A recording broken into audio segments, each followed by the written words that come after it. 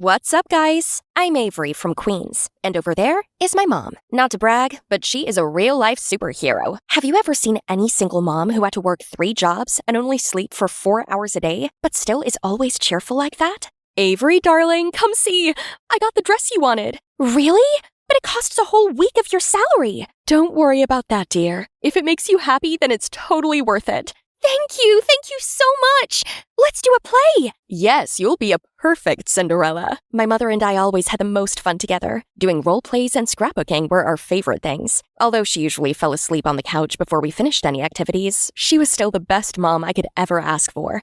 There was nothing that could separate us, ever. Until that day. I got home from school and my mom wasn't there yet, so I took a nap while waiting for her. But when I woke up, the whole house was in chaos.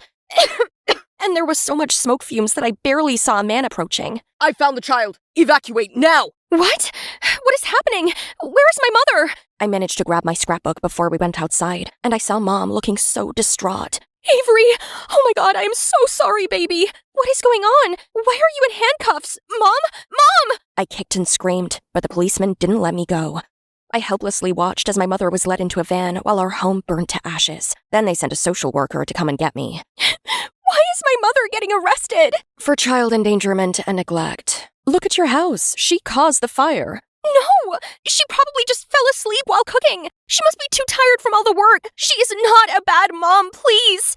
I am sorry, darling, but that is not for me to say. The judge will decide, and in the meantime, we'll put you in foster care. Don't worry, I have the perfect home for you. You will love it there. Ugh, this is so unfair. My mother was sleeping in a cell just because she wanted to make food for me? I'd rather be with her right now than wherever this car is taking me. We're here. I got out of the car to see a huge mansion. It's like I just stepped into a palace, and the bigger surprise was the foster parents waiting for me. The Smiths. They were one of the biggest couples in Hollywood, who always appeared on TV for their good deeds and the happy foster home they built for children. Time magazine called them the kindest hearts in the country. But if they thought putting me in a nice house would make me stop fighting for my mom, they were dead wrong. Nice to meet you, Avery. We're so sorry about what happened and promise that you will be well taken care of in our home. Hello, Avery. Aren't you a lovely girl? You can call me Mom. I will not. I have a mom. Right. Look, I understand that this is difficult, but why does it have to be difficult? My mother only made a mistake. Why can't I be with her? She's better than all of you. Whoa, calm down.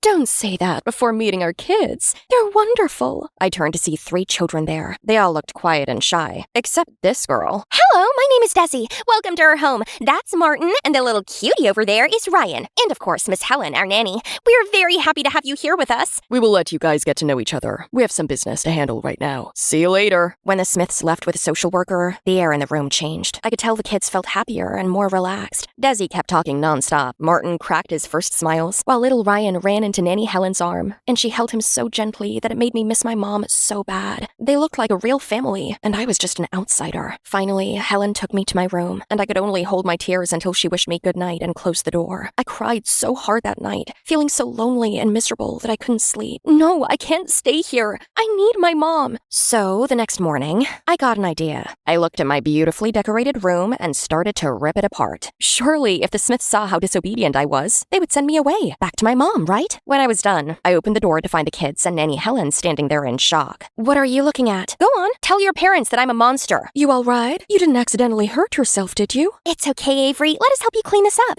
You can wait here. It won't take long. No! Why are they acting like that? They're supposed to be mad. Instead, they quickly cleaned everything and got new furniture from the garage to replace the ones I broke. And in minutes, the room was as good as new. If you don't like this room, you can move to another one. Jeez, this plan didn't go as I expected at all. No worries. I still had a lot up my sleeves. So I kept throwing tantrums here and there, spicing up their food, messing with their drinks, hiding their stuff, but nothing worked. They always forgave me, helped me, protected me. No matter what I did, they still said, "It's okay. We got your back. We're here for you." What's wrong with them? If my shenanigans wouldn't work, I would never escape this house. I guess I had to act up right in front of Mr. and Mrs. Smith, so they would kick me out immediately. But easier said than done. They were rarely home. So right the next time they returned with a beautiful vase, I seized my opportunity. When nobody was around, I gave the vase a little push, and it stumbled off. A crashing sound jarred. Then the Smiths rushed to the scene. Oh gosh, what happened? Before I opened my mouth, Martin jumped in and said, "I'm sorry, it's my fault. I just wanted to admire it, but accidentally dropped it." No, Why do you say that? I did it! Right then, Desi and Ryan also joined in and took the blame for the shattered vase, making the situation even messier. Enough! Do you know how much this vase cost? You ungrateful peasants. I fed you, clothed you, and you smashed my precious vase, which is more valuable than all of your lives. We should have left you to rot in your stupid orphanages. Please, they're just children. Shut up! I hired you to keep an eye on those rats, so this is on you too. Then the Smiths pulled Nanny Helen into their private room, but I could still hear them arguing, and Helen's pleading. I was totally shocked to see how rude and cruel the Smiths were. Finally, they decided the damage would be deducted monthly from Helen's wages, which also came from the fostering allowances, and God knows for how long. When I turned around, the kids had already cleaned the broken pieces on the floor with the saddest faces ever. I thought they would be angry at me, but they just gave me disappointed looks, then returned to their room. That night, I tossed and turned. I didn't mean for things to go this far, and make Nanny Helen pay for my guilt. But how could I fix it? Those kids were very close to Helen. Maybe they would have some idea. So, for the first time, I went to Desi's room and found all the kids were there. Hi, guys. Go away. You hurt Nanny. You hurt us. I am so sorry. I didn't know the Smiths were so harsh. I just want them to send me back to my mom. We know, Avery. But if you get kicked out of this house, they won't bring you back to your mother, but to another foster home. And they're all so much worse. Trust me, Martin and I were in the system for 4 years before we got here. True, the Smiths are not very nice parents, but we have Helen who has a golden heart, and you can't find that anywhere else. We don't want you to endure injustice, neglect, and discrimination like we did in past years. Gosh, I couldn't imagine how much they went through. Yet all I did was bring them trouble. Talking about Helen, she shouldn't be punished for my act. How can I help her out? That's hard. She didn't get much from this job, you know, and this fine added more burden on her. Yeah, the Smiths are very strict about anything related to finance. I don't even think they give Helen a fair amount to take care of us, because she always struggles and sometimes has to pay out of her pocket to give us food. I can't believe it. The Smiths are rich. If they don't care about us, why do they become foster parents? It's a gig that makes them look good in the media and gives them more money. Who would say no to that? Then we spent the whole night talking, and I gradually realized these kids were no different than me. They also desired love and care from their parents, from family. So I told them about my mother and showed them my scrapbook. All of these memories seemed to relive in front of me while I was talking, and by the time I was finished, we all had tears in our eyes. I am sure there's a way to help you get back with your mom. We will figure it out together. The next day, Mr. and Mrs. Smith suddenly wanted to take us out for a meal. Nanny Helen prepared the best clothes for us and waved us goodbye while we stepped into the Smiths' luxury car to go to the biggest restaurant in town. This is for our parents' promo campaign. We do this once a month. Remember the $5 rule, children. We won't pay any more than that. So think carefully before you order and behave. Wow, how generous they are. I can totally see where the title, The Kindest Hearts in the Country, came from. We arrived at the restaurant and sat down at a large reserve table with cameras everywhere. Come, my little angels. Ryan, come sit with Daddy. That's it. This phony act was unbearable. If I want to help these kids and Nanny Helen, this was my chance. So when the staff came to take orders, I loudly said, I want a hamburger, this chicken nuggets, and that sundae. Darling, you can't eat that much. Remember our rule? Well, you said you won't pay more than $5 for us, but all those dishes are only $4. Look how awkward the Smiths were in front of the confused staff. My trick was definitely working. Oh, okay. Anything you want. What are you doing? You'll be punished. As if I care. My play had just begun. Next, when all our food was served, I took the ketchup bottle and squeezed it with all my might. The paste spurted out and landed straight on Mr. Smith's face. Ouch! What the heck? Everyone rushed to help him clean it, including some staff. Exactly my time to shine. I'm sorry, Dad. I just wanted to draw a flower on my dish to dedicate to you. You took me in at my worst time, and I can't thank you enough. Of course. That's what I should do. Aw, she's so sweet. Yeah, you can't be mad at her. So let me give you a proper thanks. Thank you for giving us a house to live in, though you're never home to check on us. Thank you for cutting down our nanny's payment to get more money to take us out for this meal. And thank you that you didn't punish me for breaking your vase yesterday, because you made our poor nanny pay for it instead. Stop this nonsense! You just want to mess with me, don't you? You're all just a tool for me to make money and improve my reputation. Why can't you act nicely? Easy, dear. The camera's still on. Doesn't matter. We can edit this footage out. Now I have to give this foolish girl a lesson. Really? Can you edit those, too? Little did he know. The fuss I made attracted so much attention that people started live streaming everything. Right that evening, many articles about how horrible the Smiths were came up. Because of their huge influence, the topic of bad foster home quickly became became so heated that the government had to step in and review the entire system. The living condition in every foster home was improved, so many other foster children also benefited. The Smiths were so ashamed that they packed up and moved to Aruba and left the kids in the house with Helen with enough money so they didn't get called out again. I didn't expect things could go so well. Helen officially became the kids' foster mother, and I was so happy for them. Thank you, Avery, for helping us out. We want to do something for you, too. The blast on the internet gives me an idea. What if we share your story online to get attention for your mom's case? If enough people care and sympathize with her, the court will have to look into it, too, and understand she's not a bad mom. Wow, that's a brilliant idea. With Desi's help, my video with a scrapbook quickly went viral. And on the day of the trial, the courtroom was full of people who supported us. The verdict was finally announced.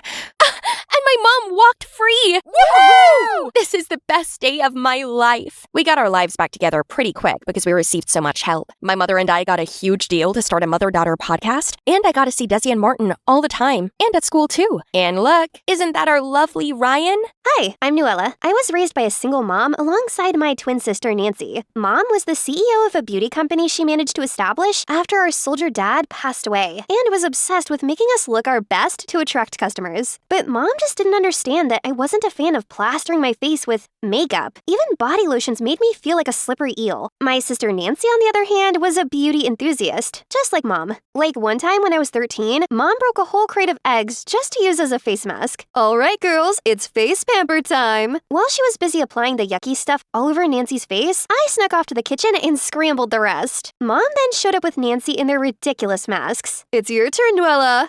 You fried them. Well, a glowing stomach is better than a glowing face, Mom. But it makes you prettier. Makes your skin glow. Listen here, Nuella. I don't know what your deal is reading stupid books all the time.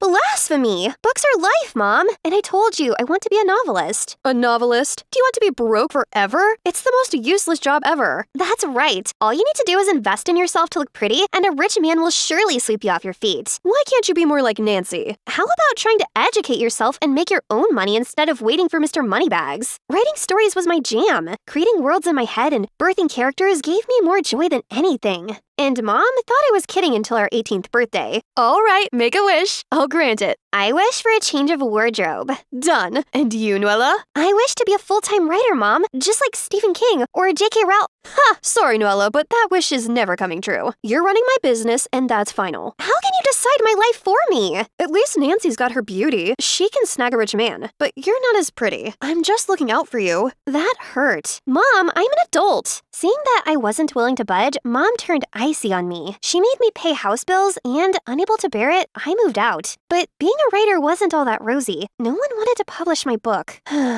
And at home, things became way too tough. I couldn't even afford a proper meal after already having lost my electricity in the house. I didn't even have any choice but to find a part-time job so I could support myself. I got hired as a cashier at Eggers Market, a billion-dollar chain store across the country. And that was how I met Keith, a fellow cashier. Sweet guy, but... Hey, Nuella. Maybe this weekend we can, I don't know, go to the arcade? Thank you. I mean, I'm not a game person. Sorry. Next time. Bye. I like hanging out with Keith too, but with my life messier than a spaghetti explosion, dating was not on my menu. Missing my family intensified as Christmas approached. Then, one evening, out of the blue, Mom called to spill the beans that Nancy was tying the knot. She wanted the family together for Christmas, one last time before the big day. I was excited to see them again. Little did I know the life-changing drama that lay ahead for me. On my way to catch a cab for the ride to Mom's house, I smacked into a guy. Get out of the way, little girl. I caught a glimpse of a snake tattoo on his arm. Totally freaked me out. Those guys just robbed one of Edgar's Market stores. Are you okay? What? Which one? The one on Broadway. It's like someone is targeting Edgar. True that. It wasn't the first time Edgar's stores had been robbed. I prayed the one I worked at never became a victim. In minutes, I was knocking on her front door, and that's when Nancy and her boyfriend arrived. Before I could even say a greeting, Mom swung the door open and zeroed in on Nancy as if I were invisible. Nancy, my baby, I missed you. Is this your car? That's Ryan's car, Mom. No way. Hi, Ryan. Welcome to the family. Come on in. You must be tired from driving. Mom hadn't even acknowledged my presence. Once inside, I forced aside the small jab of jealousy to catch up with Nancy. Nancy, you look good. Thanks. How about you? Are you Stephen King or something now? I hope it's something bigger than the family's business. Well, I got a well-paying job at Panda Publishing Company. What? That's like one of the biggest publishing companies in the States. Why didn't you tell me when I called? It's a Christmas surprise. Oh, Noella, I'm so happy. I got this for you, Mom. Can we go eat? I'm hungry. Okay, don't judge me for lying. Nancy was practically oppressing me with her achievements. While we were having lunch, Mom began asking Ryan questions like he was in a job interview. So, Nancy says you come from a really big family? Yeah, my dad is Edgar, you know, the CEO of Edgar's Market. At that bombshell, my mouth rejected the food in it. Noella, are you okay? Drink water, quick. I'm okay, Mom. Goodness gracious. Ryan was the CEO's son, the big boss of the company I worked at? He doesn't seem to recognize me, though. It makes sense because we've never crossed paths because my department was in the basement of the organizational hierarchy. But now how could I go to work with him under the same roof without getting busted? I spent most of that night thinking of a solution. And before morning, I had a master plan in place. And the plan first started with Keith ringing our doorbell. Hello, is Lady Noella in? I'm Keith, her chauffeur. Chauffeur? Oh, I see you met my driver. Just one of the many perks working at Panda Publishing. See ya. As soon as we left the house, I changed into my work clothes. Keith, you're a lifesaver. What's with all this drama? What's wrong with telling them you're a cashier? You won't understand. I can't let Nancy have the upper hand all the time. She has everything going well in her life, and I have nothing. You have me, Noella. Do you want to get a coffee quick? Sure. That same day, we were busy at work when Ryan strolled in acting all bossy to everyone. Quick, Keith, cover me. What's going on? It's just the CEO's son. He's the one Nancy is dating. If he spots me, he'll blow my cover. Are you sure he's dating Nancy? Because he's with our manager right now. Ryan was two-timing my sister with our manager? I peered over the counter, and that's when I saw Ryan cornering Katie the blondie. I approached the shelf where Ryan was, pretending to rearrange while eavesdropping. Starlight in, 8 p.m. Don't be late, handsome. So this guy was three-timing my sister, the manager, and Katie? I was so shocked I almost busted my cover, but I escaped before I could be seen. I rushed home to tell Nancy. Nancy, Ryan is a womanizer. I saw him with a girl. You saw him? Where? How? Are you stalking my fiancé? No, Shoot, I couldn't tell her I worked for his family's company. I heard people say bad stuff about him, you know, really bad stuff. Listening to rumors, are we? You should know better than that. I bet her jealousy didn't let her think straight. Instead of being happy for me, you're busy snooping around desperate for dirt on my fiancé. Really, Noella? If I knew you would ruin the spirit of Christmas for all of us, I wouldn't have invited you. Apologize now. No way! He's a snake. I swear, Keep your mouth shut. If you continue with any of this nonsense, you'd better pack your things out of here. Now get out. It was like the floor was torn from beneath me. I felt rejected, and then Ryan came and showed me my work ID. How did you get it? So, you work at Edgar's store? What happened to Panda Publishing? None of your business. Get out! You have some guts, calling me out when you're such a faker yourself. Pull that stunt again, and I'm telling everyone that you're just a lowly cashier. Chuckling evilly, Ryan walks off. Trapped and trying to ease the tension, I apologized to Ryan and Nancy, giving Ryan the benefit of the doubt. But that night, he threw my doubts back at my face while I was washing dishes. Look, I know why you're so frowny. I apologized. Now get off of me. But you got the hots for me, huh? If it eases your vibe, I'm into you too. You're so unique. Let's go out. Nancy won't know. I resisted the urge to smack him with a pot. It was official. He was a scumbag, and Nancy needed to know. So I decided to play along. Perhaps I could implicate him and show Nancy evidence of his evilness. Oh, Ryan, how did you know? Since I set my eyes on you, I've been dreaming about us. Then let's go out tomorrow night. I'll text you the address. Bingo. And that's how I found myself dressing up for a date after work the next day. Whoa, you look dashing. Where are you off to? Keith's compliment had butterflies fluttering in my stomach. For the first time in a while, I felt beautiful. Thanks. I'm going out. Out? Like a date? Yes, with Ryan. Let me explain. I told Keith everything I planned, but nothing I said made sense to him. This is risky. What if Ryan wants to hurt you? I'll be fine and ready to take that jerk down. I got to the restaurant early, but I spotted Ryan with the guy I recognized as one of Edgar's store robbers. Same build, same snake tattoo. Intrigued and concerned, I discreetly approached, phone recorder ready. Tell the boys. We hit the one on New City Street tonight. That old man Edgar dared to mess with with me. Let's see how he likes his stores rated. Yes, boss. We'll be ready. Ryan hired these gangsters to rob his own stores? This guy's a psychopath. Nuella, baby, you look great. Unlike Keith, Ryan's compliment made my skin crawl, and his hug made my stomach churn. You're robbing your father's store? Was that also your doings, having the store on Broadway robbed the other day? It's my future store. Consider it taking an advanced paycheck. You won't tell. You know what's at stake. Too bad for you. Right now, I think my sister's safety is more important than my pride. Ryan tried to grab me, but I bit his arm and ran away, leaving him cradling it in pain. I raced home to spill the beans about Ryan. Nancy, Ryan is... But I was greeted by a hot slap. That's for trying to steal my man. What? I wasn't... My friend saw you at a restaurant with him. I was just faking it. You know what else? I called Panda Publishing today, but they said there was no one by the name Nuella working there. Turned out you're working at a store as a cashier? Yes, I did, and I'm really sorry, but look, Ryan is dangerous. He works with a gang that robs his father's stores. How can we trust you? If you can lie about your job, you could lie about anything else too. Why do you keep disappointing me? Their palpable disappointment felt like the world crashed on my shoulders. There was only one person left to turn to. I'm going to meet his dad to expose him. I have a recording of him admitting the crime. He will regret messing with me. I'm not sure that's a good idea since he knows you know. Let's think of something less dangerous. I'll grab you something to calm down, okay? While he went to fetch me the calming thing, I couldn't wait, so I sneaked out and headed straight to Edgar's headquarters. Hello, I would like to meet the CEO of Edgar. It's urgent. Someone is planning to rob his store. I have evidence. Evidence, huh? Come with me. The security guard led me to an elevator. Then we stopped in front of a room. Boss, someone's here to see the CEO for the robbery of the stores. She has evidence. The door opened, and instead of Ryan's dad, I was looking at Ryan?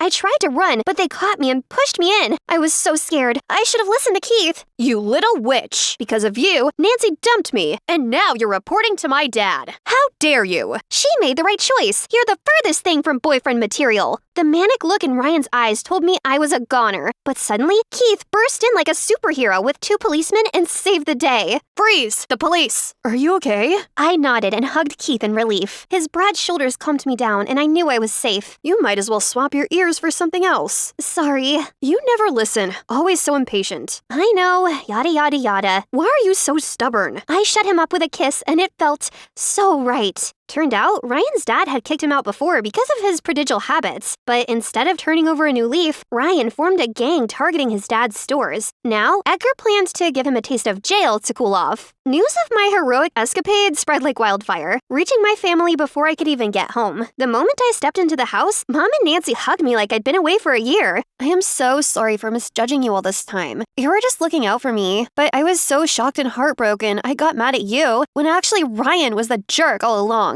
I love you, sis. And I'm so sorry for lying. I just wanted Mom to be proud of me, too. But I'm proud of you, Nuella.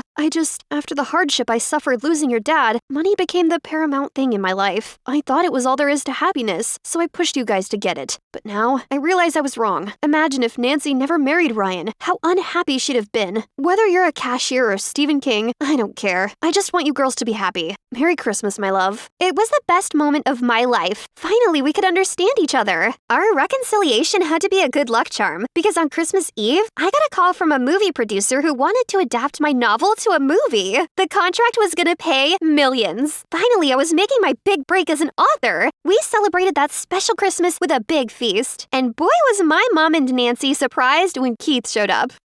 What's your chauffeur doing here? Chauffeur? No, everyone meet Keith, my boyfriend, who, by the way, was just promoted to the overall manager of Edgar's Market. Yep, that had been decided by Edgar, the CEO. Welcome to the family, Keith. Wow! This place was like a life-size dollhouse. It was huge and whoa! Was that a whirlpool bath? I was in heaven. Slow down, dear. OMG! You even have an indoor badminton court? I love badminton! This was the most amazing house ever! Hey, I'm Helen, and I grew up in a normal house with a normal family. I love my parents, and life was great and all, but the one downside was the long journey to my new high school. My mom, Grace, said she had the answer to this and suggested I go and stay with my Aunt Lucy, as she lived closer to the school. Okay, so I'd never met Lucy before. Actually, until Mom mentioned her, I didn't even know I had an aunt. Mom explained that Aunt Lucy moved to Canada for business and had only returned to the US recently. This was the first time I had to live so far away from my parents, so I was kind of worried I'd get homesick. But one advantage was my bestie, Madeline, lived right nearby. Awesome, right? Besides, this place was dope. I couldn't stop gawking at that badminton court.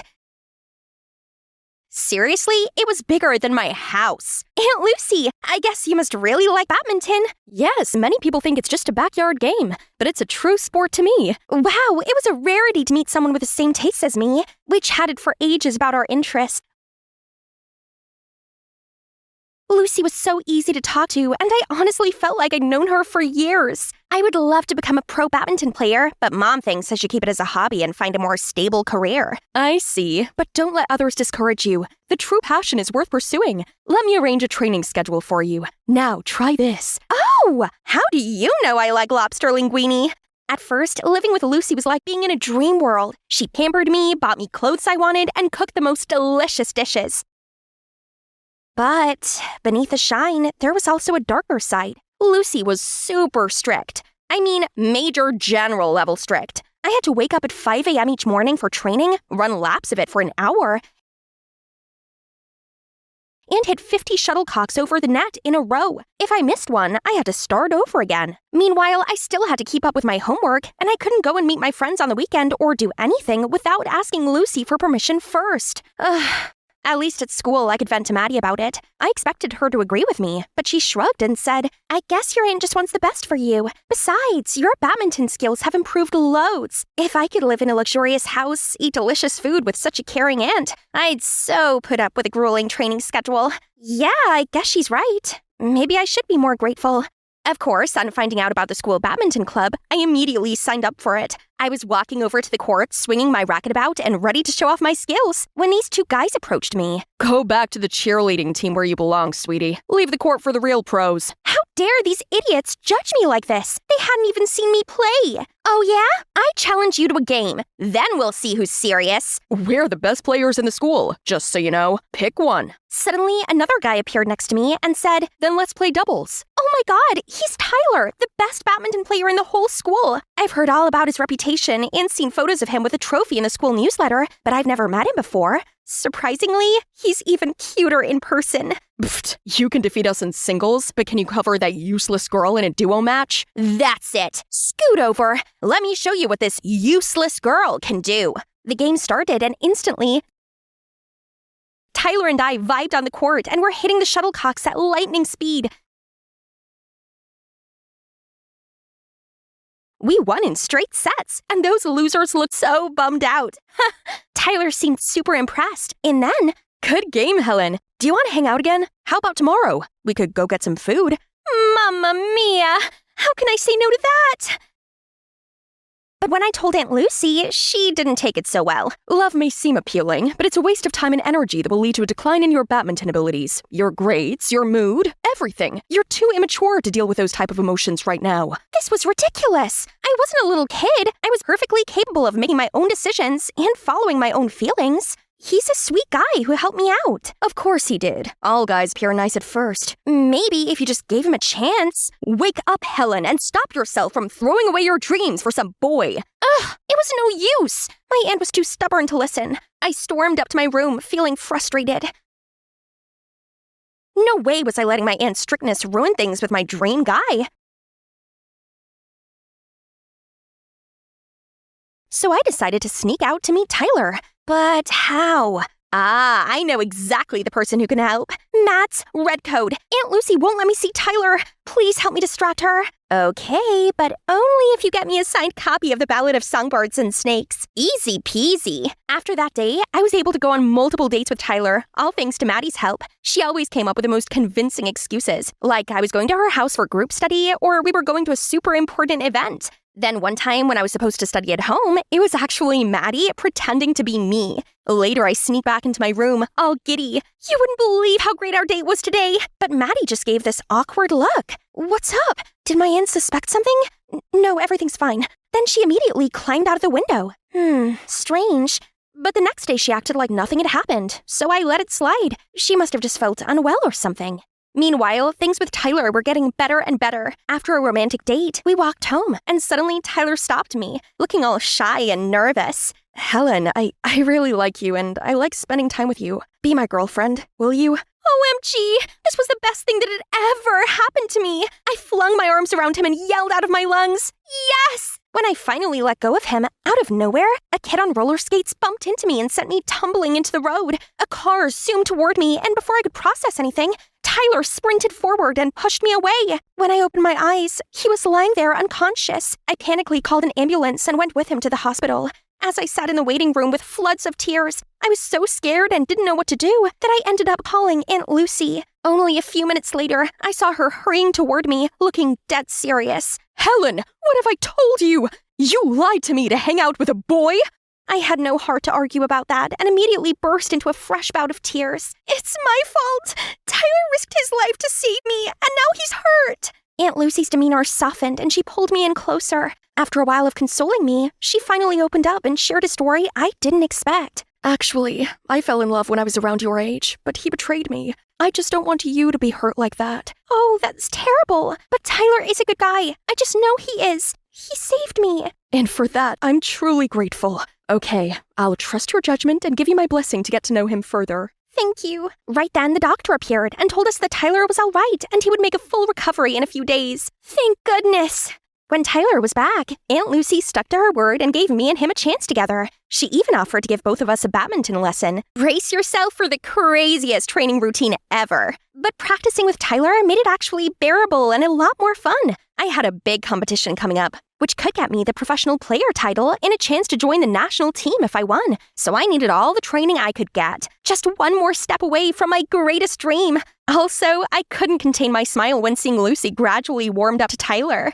My big day finally came. Mom and Dad were here to support me as well. I excitedly got ready, but when I opened the kit bag, what happened? Oh no! Who's destroyed our babies? I think Lucy might have done it. Why on earth would she do that? I overheard her saying that she was only pretending to like Tyler so she could keep an eye on you both. What? I honestly believed that Aunt Lucy was actually giving Tyler a chance. But it still didn't make any sense. Even if Lucy hated Tyler, why would she try to ruin this competition? She knew how much it meant to me. There's one more thing, but I don't think you're ready to hear it. Gosh, just spill the beans, Maddie. Actually, the day I disguised as you, I found something out. Lucy's not your aunt. She's your mom. She wants to take you back to Canada with her, and she knows if you won this contest, then you'd never want to leave. I stood there in complete shock. So, my beloved family I'd known all these years wasn't actually mine? And Lucy, how come she had the brazenness to show up now as my real mother and wanted to take me back? I felt like my whole life had been one big lie and immediately rushed to find Lucy. Is it true? You're my real mom? How did you know? I can't believe you did that to me! You're selfish, terrible, and ruined everything! Go away! I don't want to see you anymore! I don't have a mom like you! Grace is my one and only mother! Lucy looked completely broken, then quietly left. I was shaking in anger and pain when a gentle hand laid on my shoulder. Helen, sweetie, I know it's hard to take it in. Trust me, this was difficult for us all. You all lied to me! How could you just agree to send me off to her? You never consider me as your real daughter, do you? Don't think silly, honey. We love you so much and never want to let you go. Unless it's better for you. Then Mom told me how Lucy came and persuaded her. Turned out, Lucy had a very tragic past. Since childhood, she'd always been the black sheep in her family. They treated her poorly and despised her badminton passion. Then when she told them she was pregnant, they threw her out. And her boyfriend also ditched her right after that. So she had no choice but to leave me at the orphanage and begin a new life in Canada.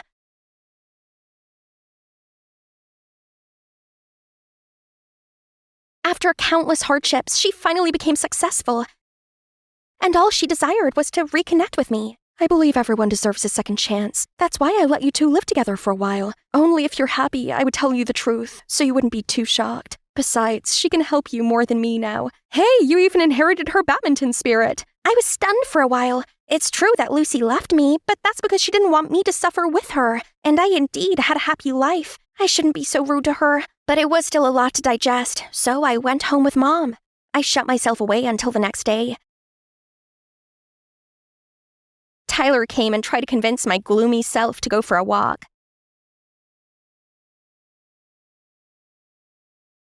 I know that's a lot, but I think you should make up with Lucy. Why are you still on her side? She only pretended to be nice to you, and she ruined the contest just to take me away from this perfect life. We can find our chance in plenty of other competitions, but there's only one Lucy. She's your biological mother, and it's fine to be mad with her, but you should never reject her. My mind wandered back to all the happy moments I'd had with Lucy, our interesting chat, the delicious meals she cooked, and the times we played badminton together. She even had a special room to store badminton equipment, especially the rackets. Wait, Lucy treasured badminton rackets. If she simply wanted to stop us from competing in the contest, then she could have just hidden our rackets or pretended that the car broke down. But she would never destroy the rackets like that. Ty, do you remember who else handled our rackets that day? I'm not sure. I think Madeline had them at some point. So, could it be Maddie?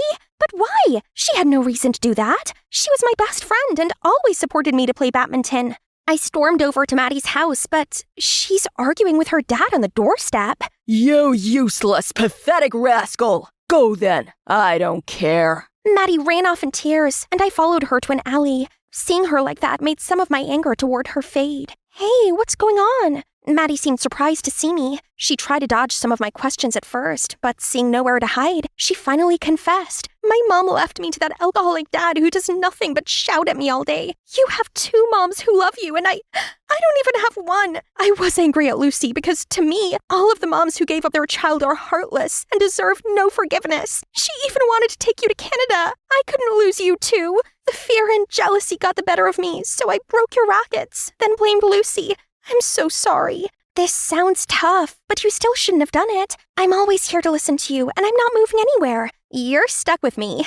When Maddie felt better, I took her to my home and intended to find Lucy to apologize for everything. But Mom said Lucy had decided to go back to Canada and was on her way to the airport. I immediately hailed a cab to the airport, then ran through departures, desperately trying to find Lucy. I was starting to think I was too late, when suddenly I spotted her about to walk through towards security. Lucy!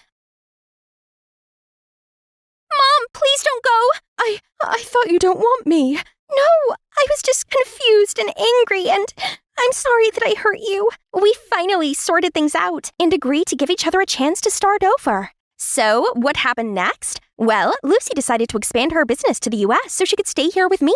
My wonderful adoptive parents took Maddie in after helping her get away from her toxic father. So now I have 2 amazing moms, an awesome sister, and, yes, you know it, a super cute, thoughtful boyfriend. Hey, I'm Saskia, and I'm a college student. I live with my roomie Ellie. She's fun at times, but other times, she can be super serious. Also, more often than not, it feels like she's completely attached to her annoying boyfriend Brett, as I'm always walking in on them kissing. So gross. But thanks to them, I got the chance to be around my crush. Then I myself somehow ruined it. I love rom-coms. Like, really love them. So naturally, when this amazing-looking rom-com hit the cinemas, I wanted to see it on its release date. At first, Ellie agreed to go and see it with me, but then the day before, she canceled on me. This made me mad, as she'd promised me. So I trailed after her around our house and kept on nagging her about it while she was trying to cook, study, and talk on the phone to Brett. All of my nagging paid off, as she eventually caved and agreed to come, but only on the condition that Brett came too. This sucked, as I didn't like him to be there at all. Besides, I didn't want to play gooseberry to these 2. I mean, talk about awkward. I moaned at her for ruining our girls' night and told her she was a lame friend. Then she suggested that Brett's friend Trent could come too. Trent would go. He's my pot of gold at the end of the rainbow. I mean, cuteness level? 10 out of 10. I have already seen him a couple of times at school and secretly admired him, though she didn't know about it. I was so excited about meeting Trent properly, so I spent ages doing my hair and makeup, and I put on this really cute dress. Probably that was the longest duration I spent in front of the mirror in my entire life. I wanted to impress him. Then maybe he could become my boyfriend, and I'd have my very own happy ending. Ellie and I showed up at the theater before them. Time ticked by, and I remained glued to the entrance. When it comes to plans, I'm always the punctual one. I hate it when someone's late. I mean, it's not hard to be on time. Geez, they were almost half an hour late. What's wrong with them? I was mad. Super mad. Anger built up inside of me. I'm surprised steam didn't come out of my ears. But then, suddenly, Brett and Trent walked through the entrance. And just a second, all my anger vanished. Trent was wearing a navy shirt, my fave color, and looking so damn hot. My anger instantly melted, and I found myself smiling over at him. He said, "Sorry we're late. It's the traffic, and when we were coming..." Before he could complete, I blurted out, "It's okay."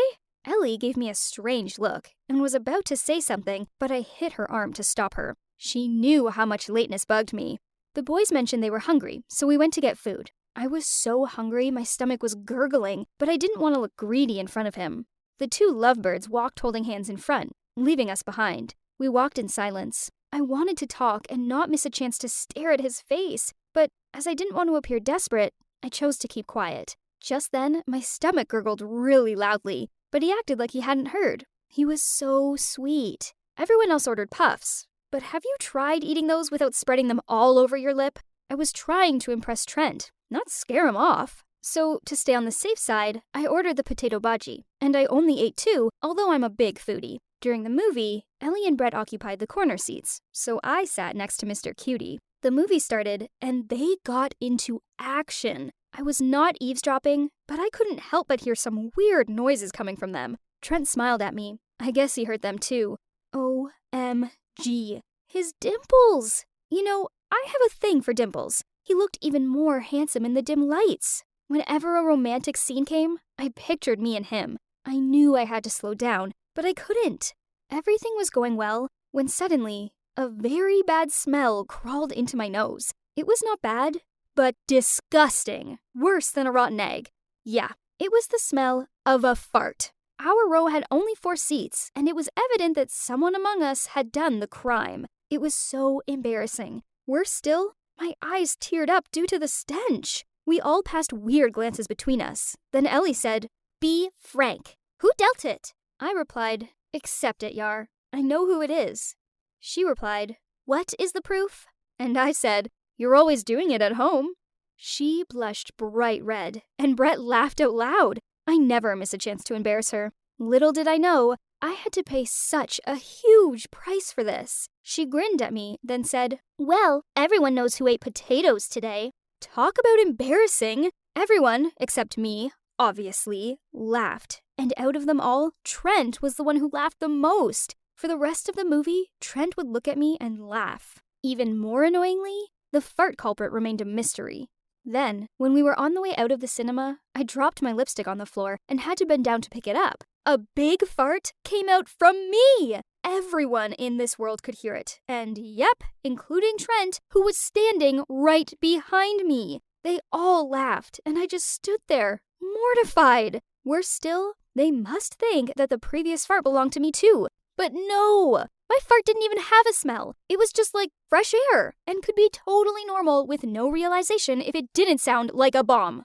That was the most awkward moment in my entire life. There was no way Trent would like me now. This sucked. As soon as I got home, I rushed up to my room and stayed there. I didn't want to see Ellie all smug. I didn't want to see anyone ever again. That night, I just lay on my bed and stared at the ceiling, concerned about how my life would go. Due to a nonsense fart, my crush had laughed at me, probably now hated me, and thought I was a loser. Now we could never be in a relationship together, or marry and have kids. Talk about a life ruiner! I'd end up some crazy cat lady, or even worse, stuck with this weird nerd at my college called Carson, the only person in this world who could ever like me.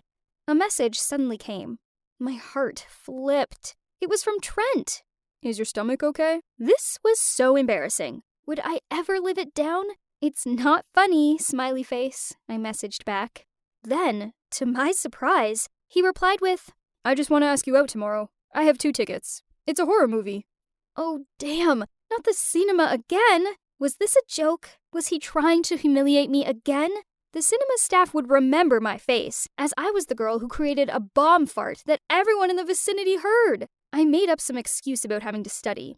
This sucked, as it was a horror movie, and I know I just missed the chance to be a little weak cat in his arms. But what else could I do? To back up my story, I spent Saturday in the library. Yes, I know, talk about lame. This was so awful. It was a sunny day, but for sure, I had to pretend like I was super busy on something, in case him and my roomie ever talked and found out that I was just wrapping myself in my blanket feeling ashamed about my 2 farts. I sat down and flicked through a book when Carson came and sat next to me. Yep, the nerd. He smiled at me, and I didn't want to be rude, so I smiled back. Suddenly, I heard a voice. So here you are, crazy busy with another guy? It was Mr. Cutie himself, Trent. Turns out, he'd shown up with lunch and a coffee for me. I tried explaining to him that I didn't even know Carson that well. That's when Carson smiled over at me, grabbed my hand, then said, "We spend every Saturday together at the library, and now we're official." I sat there, frozen. This was madness. By the time I realized Carson was still holding my hand and pulled it away, it was too late, as Trent had stormed off. Then, messages continuously popped up from my friends. "You're with Carson? You guys are dating in the library? Seriously? I saw your picture." Carson the nerd posted it on Instagram with, "Studying on Saturday with my love." I checked my social media. Yep, Carson had just tagged me in a post with him. Now, as well as being the fart girl, Trent now also thinks I'm some sort of lying floozy. This is so not the case. I just want my happily ever after with him. Now what am I meant to do?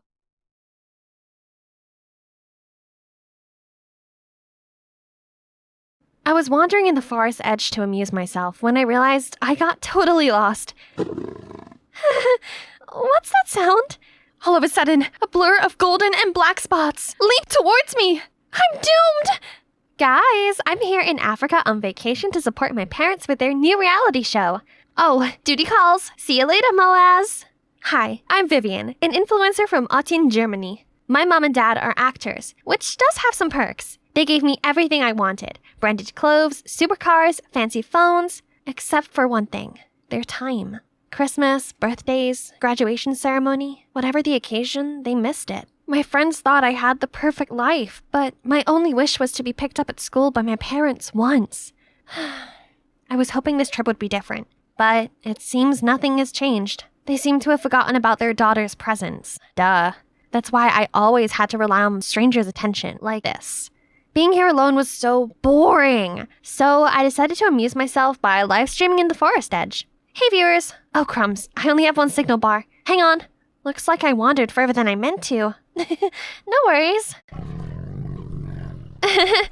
What's that sound? All of a sudden, a blur of golden and black spots leaped towards me. I'm doomed! I still haven't eaten caviar pizza, and I still don't own a Gucci bag in every color! I haven't even become prom queen! I can't die! Wait, were my eyes deceiving me? Or was the leopard really knocked out by some jungle guy swinging on a vine? Oh boy, he sure does resemble Tarzan. Beautiful! Thank you? I turned to reach for my phone and realized it had fallen on the ground, and I was still live streaming. Viewers were bombarding me with sad and wow face emojis and flooding my comments with concerned messages. Then my parents and the crew showed up. Turns out this guy had been lost in the jungle since he was a little boy, and he was raised by monkeys. His parents had passed away by now. I know, but I got lost too. Then, Mom and Dad announced that they'd bring this jungle boy home under the guise of being charitable. Pfft, wasn't it for publicity? They named him Taz and gave him a makeover. Well, at least they tried to. All the suits he tried on tore, as he was way too muscly. It took an entire box of candy bars to make him agree to shave, and he still refused to cut his hair. He could only speak a limited number of words and sentences he remembered from being a kid, so Mom and Dad had to hire a tutor to teach him to read and write, which was me. He hated living in the house, and after several occasions where he climbed out of the window and slept in the garden, my parents built him an amazing jungle zone room. But then he kept me awake all night with his incessant ape howling noises. My parents even brought him to their shows, and all they talked about every day was Taz this, Taz that, which made me feel like an outsider. This was really hard for me, but I tried to be patient. Then one day, my parents told me the worst news ever. Taz is going to come to school with you as your bodyguard. We don't have time to do it. At least this time we'll know you'll be safe. What? But I don't need a bodyguard, especially not one that can't even speak properly. Taz knows basic conversation now. I don't see the problem. So the next day, Taz started to stick to me. I set some ground rules. He had to stay 10 feet away from me at all times, and he wasn't allowed to mutter a single word to me. Thankfully, Mia, my bestie, was there to provide some normality to the freak show that was currently my life. Coffee for the hottie. Don't drink. Me test first. Taz say safe for V to drink. Yummy! Then I quickly explained everything to her. He's kinda hot, in a wild way. Don't you dare say that again! But later, despite my rules, Taz stuck to me like glue. Parents told Taz must guard V. Worst of all, the other students treated him like a celebrity. They took his photo, asked him dumb questions which caused traffic congestion in the hall. He immediately ran up the wall like a ninja to escape the crowd, making them even more excited and chase after him. That night, I checked my Instagram and was excited to see that I was only 2K followers away from 500K. Yahoo! Then an account caught my eye. That dude even has a fan page? For real? He stole my parents, my school popularity, and now he's trying to steal my followers too? What's with these crazy people? Why are they all so obsessed with him? At least there still exists a normal person. And handsome as well. Yeah, my Henry. I've secretly liked him for years, but even this sassy Instagram queen has a weakness. Just looking at him made my legs shake, so I admired him in secret. The next day, I was sneakily putting letters and gifts on Henry's desk when Taz interrupted. Why V do that? It's for love. When you really like someone, you show them with romantic gestures. Okay, it's like giving your last morsel of food to someone even though you're extremely hungry. Got it? Seeing as Taz was huge, it was no surprise he was soon asked to join the basketball team. Guess who else was on it? Yep, Henry. So I've got an idea. Maybe Taz was my way of getting closer to him. I asked Taz to give Henry a soda, but Taz accidentally shook it too hard. So when Henry opened it, he got totally soaked. Then I told Taz to support Henry during the match, but Taz was so into the game that he accidentally pushed Henry's pants down, revealing his Hello Kitty underwear. Everyone laughed at him, and he was so humiliated that he ran off the court.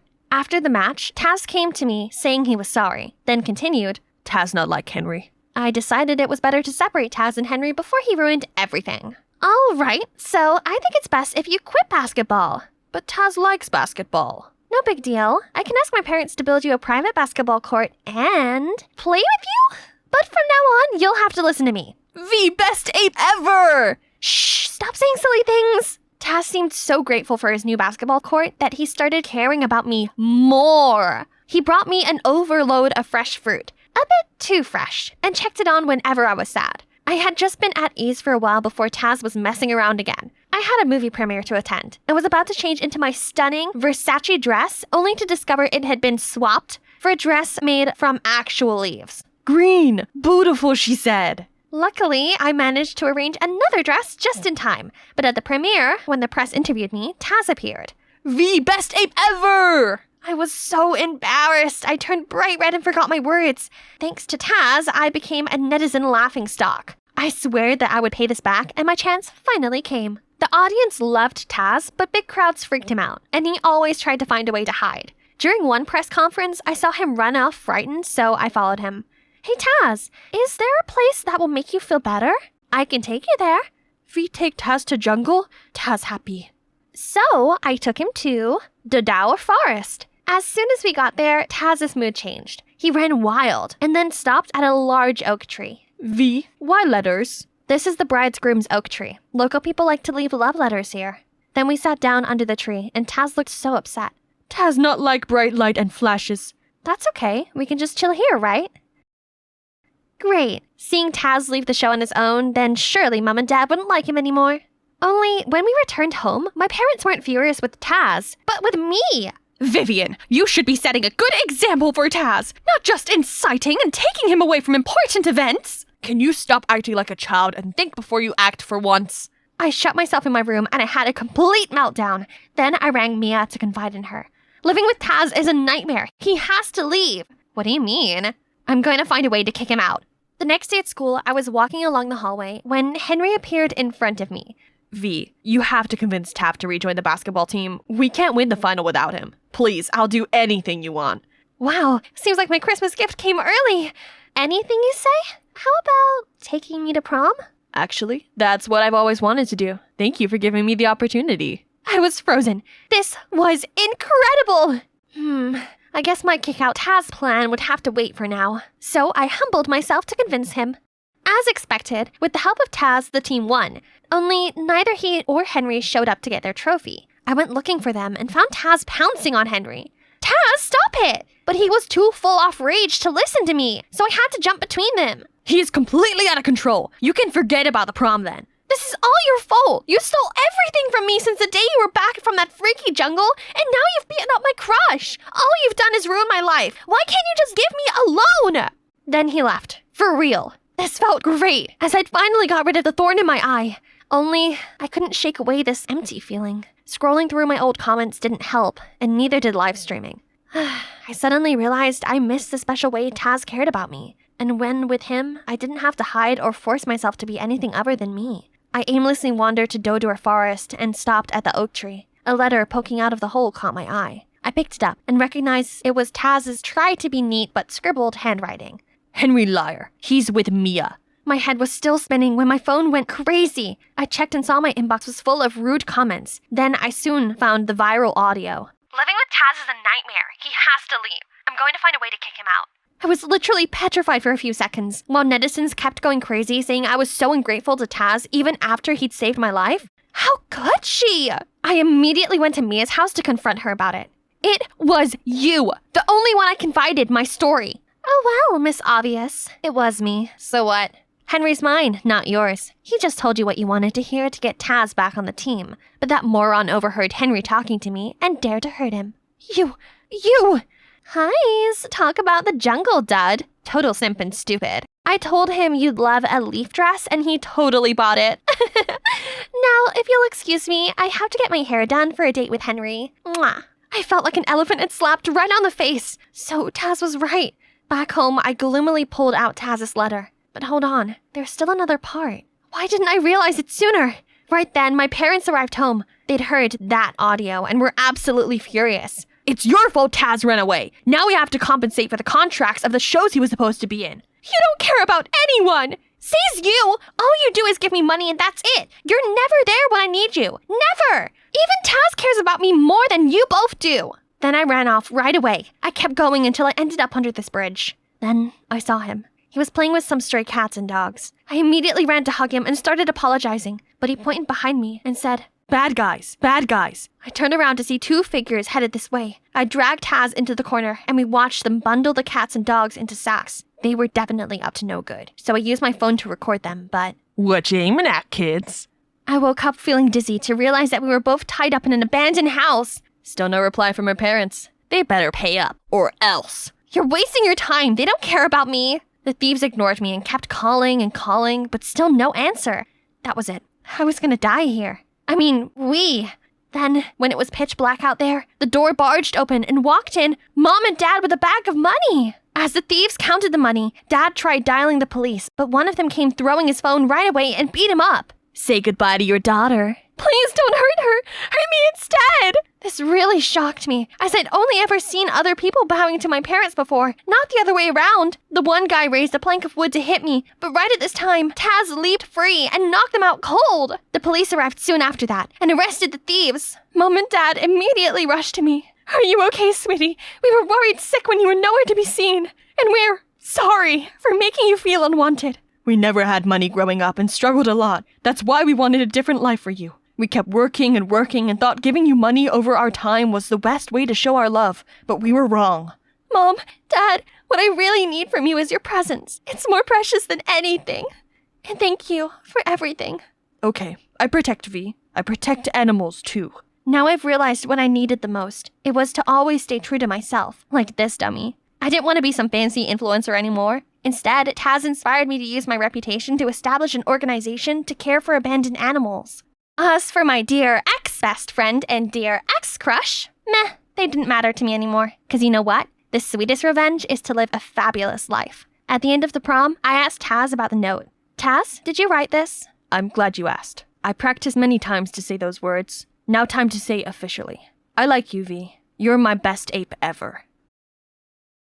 Hi, my name is Sally, and I live an ordinary life. I never knew my dad, so it's always been just my mom and me. My mom is an incredible caterer, world class even, if you ask me. But because of the struggling economy, all her hard work just about keeps us afloat. Still, we've managed to enjoy life in our own way. Then one day, I was eating cereal when my mom burst in with life-changing news. Hang on to your boots because I have rocking news. What boots? Oh, don't ruin my joke. Anyway, remember my last interview? I got the job. You are now looking at the new lunch lady of the prestigious Willow High School. For real? That's not even the best part. They offer a staff discount, which means you can now attend Willow High. OMG! Now that's rocking news! Willow High was the dream of every kid in the city. Rumor had it that the president's kid went there too. I would get to mingle with the creme de la creme of society. Oh, somebody pinch me. My first day was finally here. I kept checking my hair and outfit in the mirror, even though I'd already picked out my best clothes and ironed them twice the night before. Remember, they're just people, and you are the most brilliant kid I know. And how many kids do you know? All right, off you go now, Miss Smarty Pants. Not gonna lie, though I'd heard about Willow High's reputation, I was still shocked when I stepped inside. Everything was so pristine and classy. Let's just say, compared to my old school, the lack of graffiti and litter really caught me off guard. But I immediately got my groove back as soon as class started. The teachers were all impressed by how quickly and accurately I answered their questions. By the time recess rolled around, I was beaming with confidence, so I thought I'd try to get friendly with my new classmates. Hi, I'm Sally, your new classmate. Yes, one of those charity kids. I can tell just by looking at your clothes. Are these like your hand-me-downs? No. I bought them new at the mall downtown.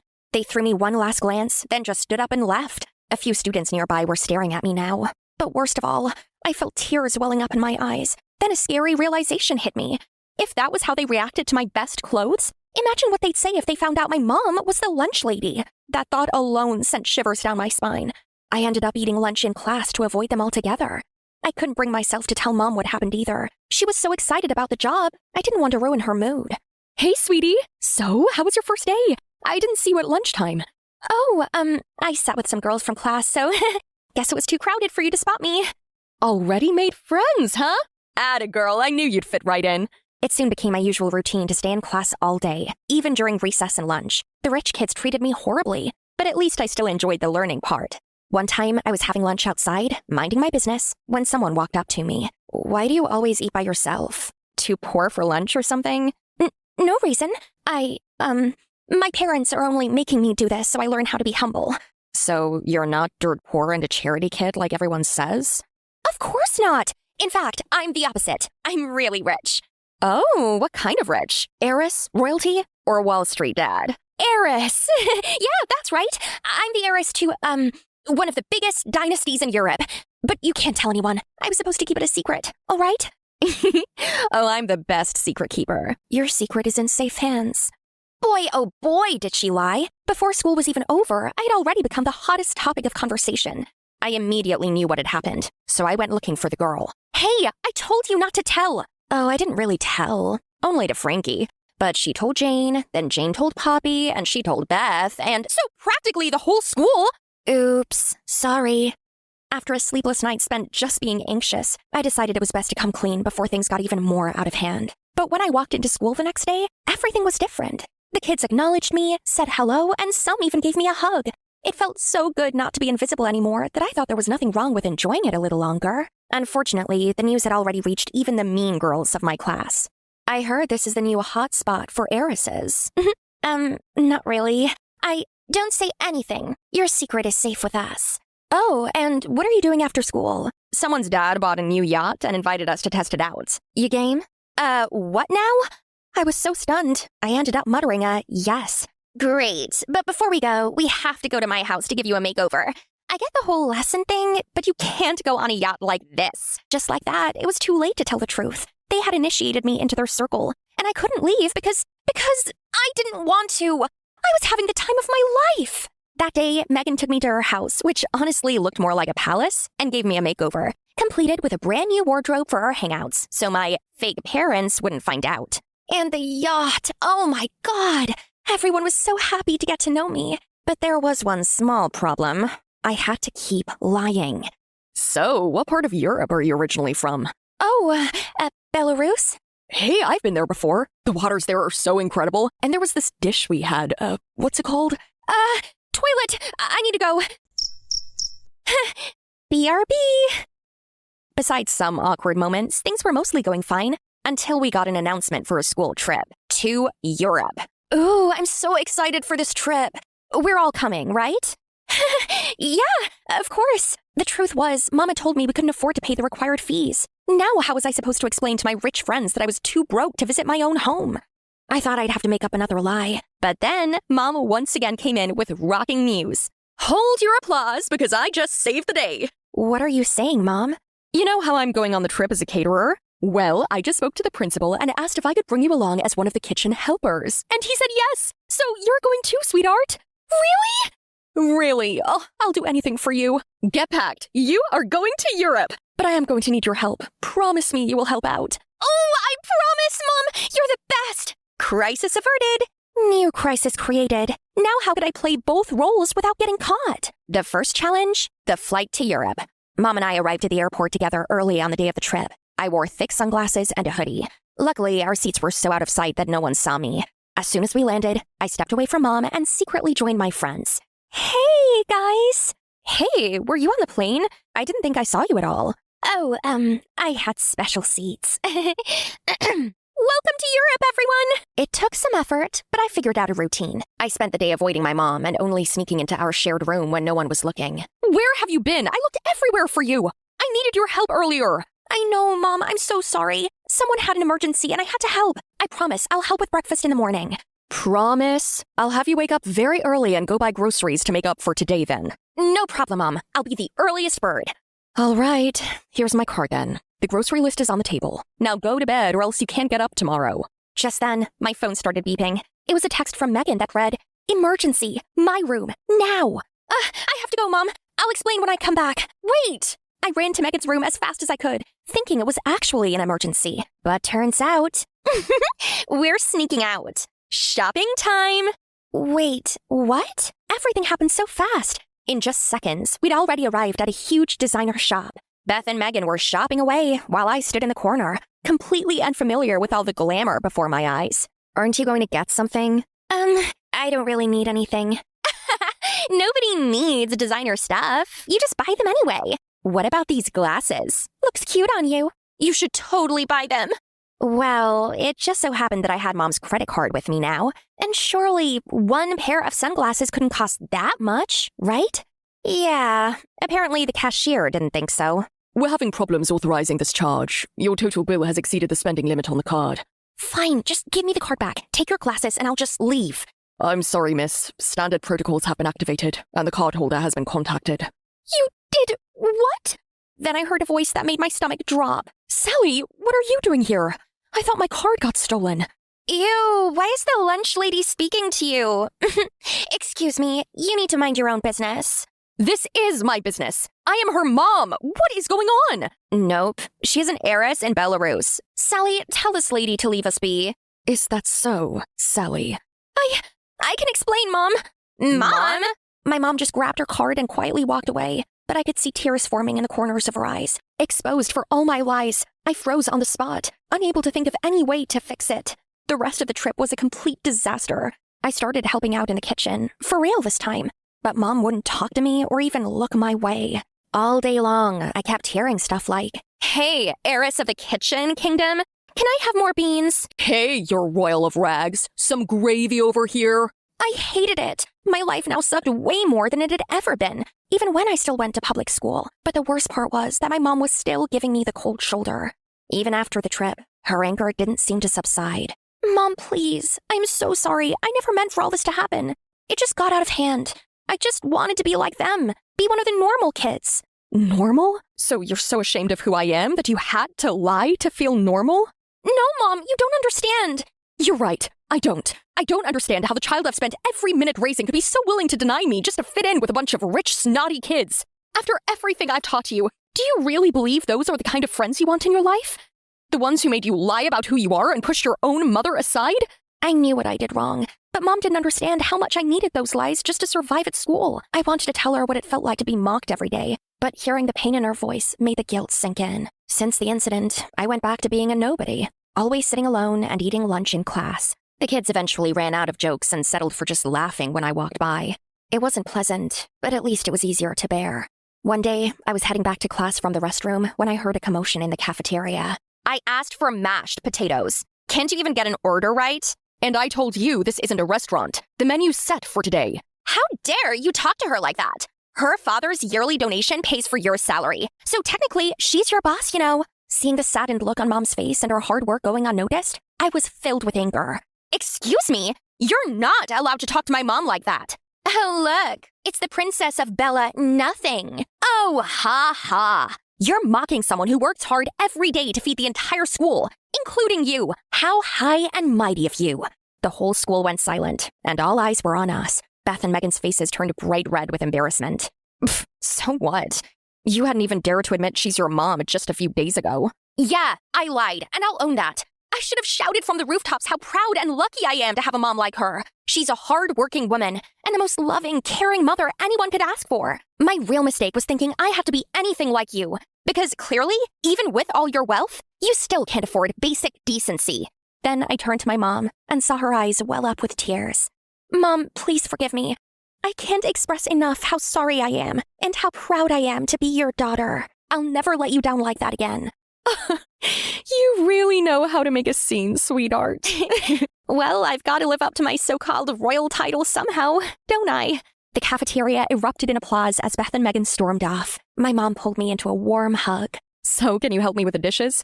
Or do you have somewhere to be, Princess of Bella Gate? Great, now you're making jokes too. Let's move along, Your Highness. Those dishes won't clean themselves. It's tempting, I know, the wish to fit in and be like everyone else. But what's more important is being proud of who you are and always remembering to cherish your family.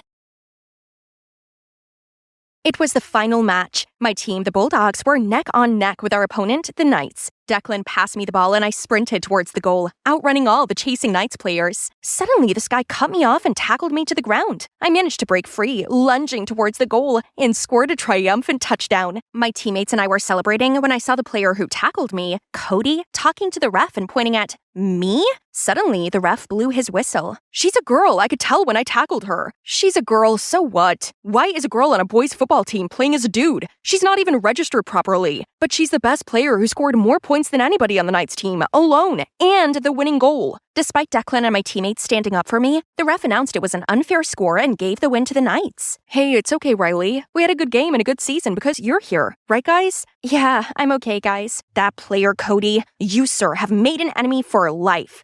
Hi, I'm Riley, a tomboy through and through. I prefer getting down and dirty on the football field rather than fussing over makeup and boys. Ironically, Nola, the girliest girl you know, is my best friend since childhood, and also the only girlfriend I hang out with. But even then, sometimes Nola's feminine energy got out of control. Like today, when she's crying over some boy she was in a complicated relationship with. We've been together for a while when I saw him seeing another girl today. Yeah, things happen. I swear we locked eyes and he totally ignored me. What a jerk! Riley, you have to help me get back at him. What? No, I don't want to get mixed up in all this toxic drama. You should ask someone else. This guy is so charming that any other girl I'll ask will fall in love with him. But you, Riley, are the only one who would be immune to Cody's charm. Wait, Cody? Cody Nelson? The footballer? Yeah, I told you about him before. Shoot, I should have listened to Nola's boy dramas before. But whatever. Right. What Cody did to you is absolutely outrageous. We gotta teach him a lesson. And for you, Nola, I got your back. Okay, the plan is to ruin his image in front of other girls and make him fall in love with you all at the same time. And then we'll dump him right away, breaking his little heart. But we need to give you a makeover as he only has eyes for girly girls. Nola then called Halsey, a makeup artist from the school over. Yeah, we definitely can seduce a guy with this. I bet lots of girls are falling for you instead.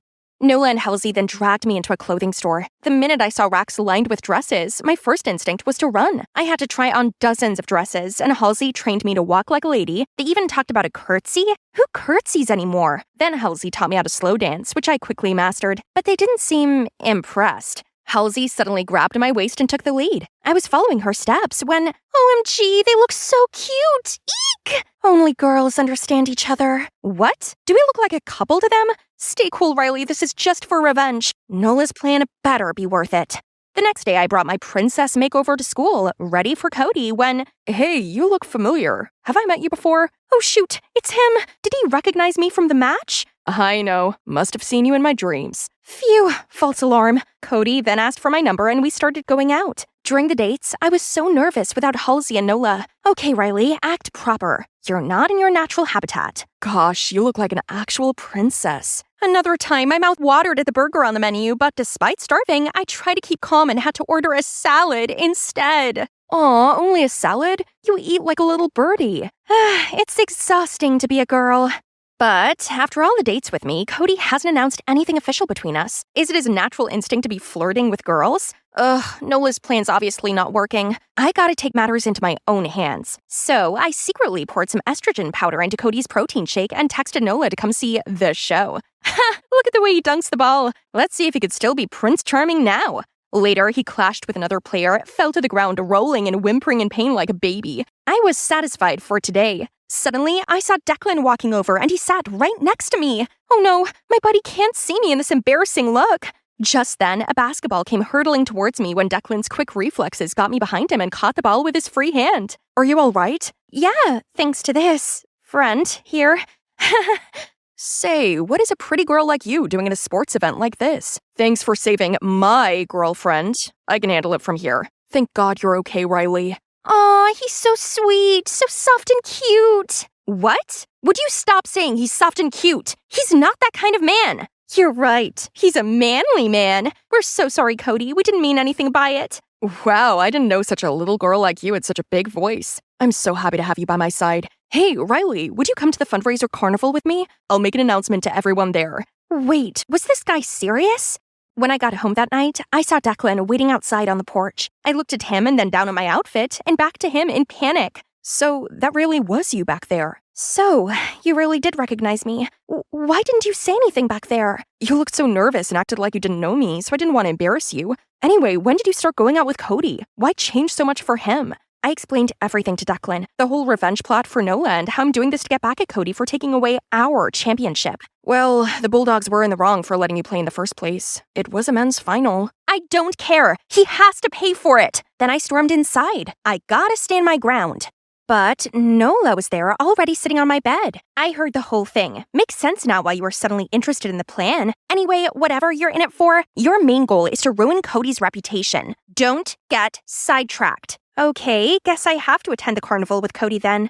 On the day of the carnival, I saw Cody waiting for me at the entrance. But I couldn't show up looking like this without Halsey. She was dancing her heart out at Coachella, all the way in California. Suddenly, Cody and I locked eyes. I frantically looked for my nearest exit, but Cody was coming quick. Suddenly, I felt an arm wrap around my waist and turn me around. It was Declan?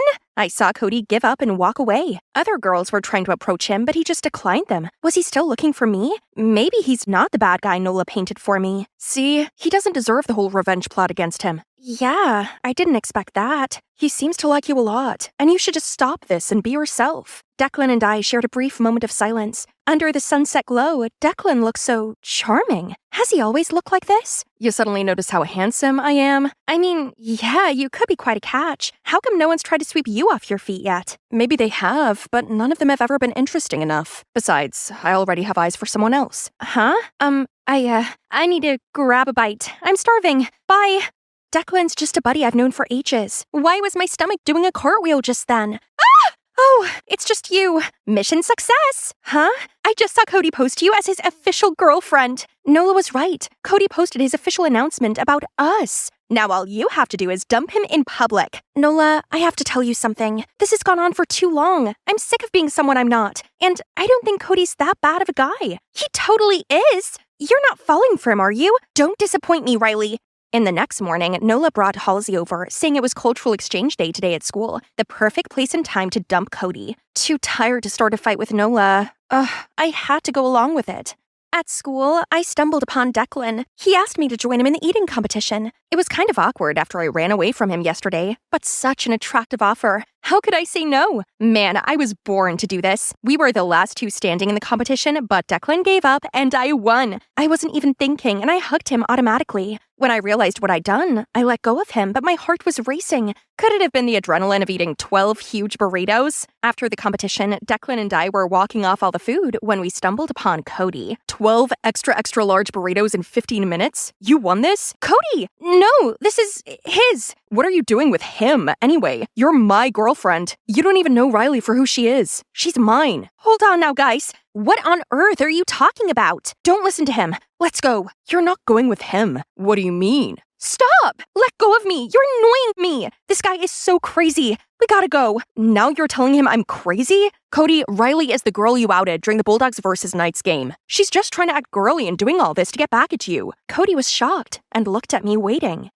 It's true, Cody. I started all this to get back at you. It just seemed so unfair. I'm just as good as any of the boys on the field. I worked my butt off for that game, and I scored the winning goal just to have it stripped away from me. Riley, actually, I was just so stressed that day and the Knights were losing, but I didn't do it to discriminate against you in the game. I'm so sorry for doing it to you. I was taken aback by his apology. It was so sincere and honest. It's a pity. What is? I actually fell so hard for this girly you. Aw, that's sweet, Cody. Tell you what, I'll make it up to you by bringing my real self to prom. And if you like this look right now, I know just who to introduce you to. Deal. By the way, if I'd known sooner, I wouldn't have acted so poorly towards Declan. He seemed really hurt when you chose my side. I felt horrible about what I'd said to Declan. Even if he didn't agree with what I was doing, he was always there for me. But I acted like my best buddy in the world was a jerk in front of Cody. I was feeling all gloomy in my bedroom when Halsey showed up and asked to sleep over. Whatever, make yourself at home. Just leave me alone, okay? Actually, I can't. I saw the fight this afternoon between Declan and Cody. Gotta say, kinda admire Declan for speaking his heart. Unlike someone. What do you mean? Come on, you like Declan, don't you? Huh? No, we're just homies. Oh yeah? So what you're feeling for Declan is also the same as the other homies of yours? What Halsey said made me think about recent moments I had with Declan. When he protected me from the basketball, when he held me at the carnival, and when I accidentally hugged him at the competition. My heart acted so weird. My feelings for Declan are definitely different from anyone else. Idiot, you do like him. But what you did this afternoon must have hurt him a lot. What should I do now? Why not ask him to the dance? That's right, I gotta redeem myself and make up with Declan. But I still couldn't face him and talk right now. So the next morning, I prepared a letter to send Declan. In the letter, I told him how I realized that I had feelings for him and that I wanted to take him to prom. Then Nola stormed into my room. Why didn't you dump the guy as planned? I explained to her that Cody's actually a confirmed good guy and insisted that she goes to prom. Plus, I had a big surprise for her. I also revealed that I have feelings for Declan and I'm going to send this letter to him. After I told her that, Nola's face perked up and she suggested that she help hand-deliver the note just in case Declan was still mad at me. But days passed and I hadn't heard anything from Declan. I guess he was really mad at me and couldn't bring himself to reply to my letter. I really was horrible to him. Halsey came over, cheered me up, and suggested that we go to prom together instead. That really cheered me up, and I agreed to go with her. She gave me another makeover, but this time it was more natural. I felt more myself. Halsey and I arrived at prom, and I was confused and disappointed to see Declan showing up with Nola? Neither of them told me they were going together. Right then, Cody appeared. Hey, Riley, you look great. The natural look really suits you. Thanks. Now, I have someone you should meet. Are you happy now, Riley? Being with your so-called enemy? Turns out I didn't know you at all. After I poured my heart out in that letter, he's still so mad at me that he'd attack me like this? I couldn't stand for it, so I fought back, and we broke out in an argument. Enough! What is wrong with you, Declan? You didn't reply to her letter and still have the audacity to be mad at her?